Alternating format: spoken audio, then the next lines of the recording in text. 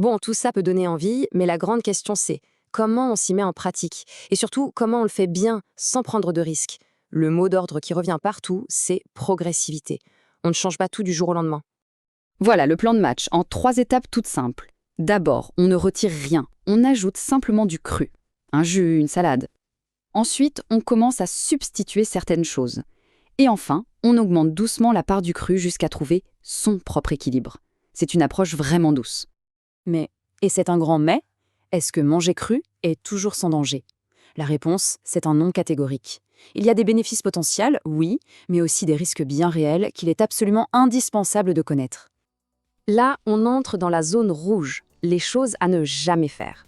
Certains aliments sont tout simplement toxiques s'ils ne sont pas cuits. Il faut impérativement les cuire. C'est le cas des pommes de terre, des haricots rouges ou encore du manioc. Ce n'est pas négociable. Au-delà de ça, d'autres points de vigilance sont cruciaux. Le plus important, c'est le risque de carence en vitamine B12, surtout dans un régime 100% végétal. Là, une supplémentation est nécessaire. Il faut aussi garder un œil sur le fer, le calcium, faire hyper attention à l'hygiène et surtout, écouter son corps.